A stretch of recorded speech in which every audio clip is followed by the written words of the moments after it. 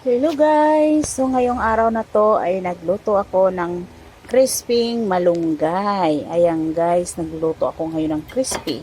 So unang-unang gawin natin guys ang malunggay. Hihugasan natin ng mabuti, pagkatapos patutuyuin natin sandali at tapos pagkatuyo ay pwede na natin hiwain ng pino. Pagkatapos pagkahiwa ng pino, magtimpla tayo ng tubig.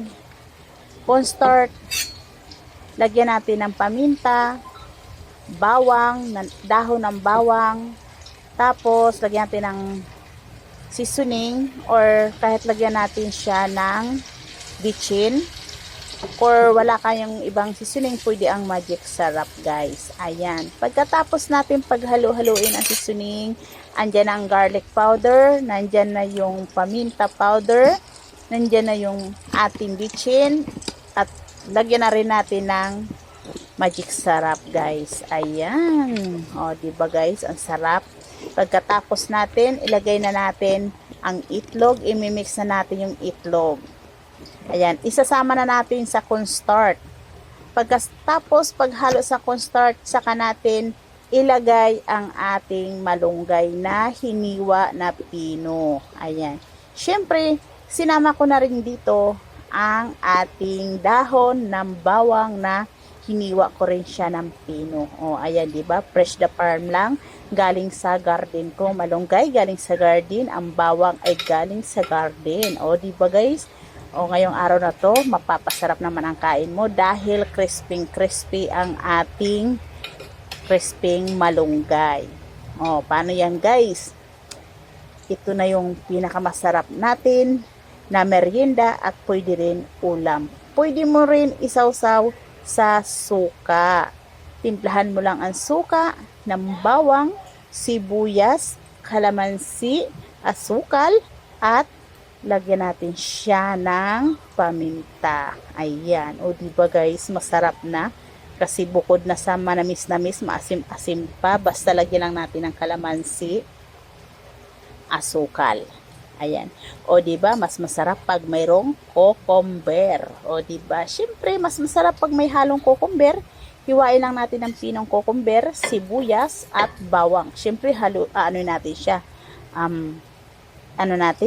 Hihiwain natin ng pinong, saka natin ihalo sa suka. O diba, mas masarap. O diba, halo-haluin lang. O tingnan mo yung aking niluluto. O diba? O tingin pa lang, crispy na. Kulang na lang ihagis-hagis na lang sa kawali. O, diba guys? Ang sarap. O, diba? O, ayan. So guys, pag na-try nyo to guys, mapapawaw talaga kayo dahil sa sinasabi ko nga sa inyo ay crispy.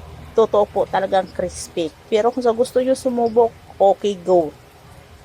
Basta ang sinasabi ko lang sa inyo guys, magtimpla lang kayo ng tubig. Ayan, lagyan nyo ng tubig ang bowl nyo.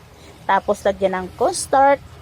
Ayan, tapos halo-haluin, lagyan ng paminta, lagyan ng magic sarap, lagyan ng bitchin. O, diba? Pag may paminta na, diba? Tapos halo-haluin natin. Pagkatapos na ilagay lahat ng seasoning, ilagay natin yung itlog, halo-haluin natin.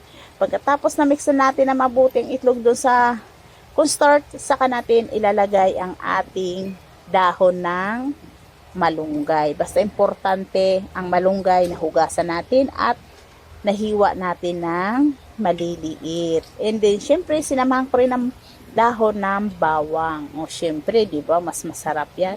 O, sa gusto mag-try, go lang. At walang mawawala kung mag-try tayo. Syempre, para mapaiba naman sa lutong malunggay. O, di ba, malunggay, may pandesal malunggay, di ba? O, ano pa kaya to? Crispy. O, tingnan mo, di ba? Para hindi nasasayang ang ating malunggay. Or nagsasawa na kayo sa may gata, sinabawan, or kahit ano pa dyan. O, diba? Pero ito at nakakaiba kasi crispy to at naprito natin ng mabuti. Huwag kayo mag-alala guys kasi hindi po siya mapait. Tansyahin lang ninyo gaano karami ang inyong dahon ng malunggay. Ayan. O, diba guys? Ang sarap lang. Ito na yung masasabi ko, iba-ibang recipe ang makikita nyo sa akin. No, please, Suportahan nyo po ang aking channel. Please subscribe, mag-like at mag-comment para mabilis ko kayong balikan sa aking section. Ayan. O, diba guys? O, sarap o, diba? O, diba? Ang sarap. Pak na pak talaga guys. Ganyan lang ang kulay niya, syempre kasi dahon.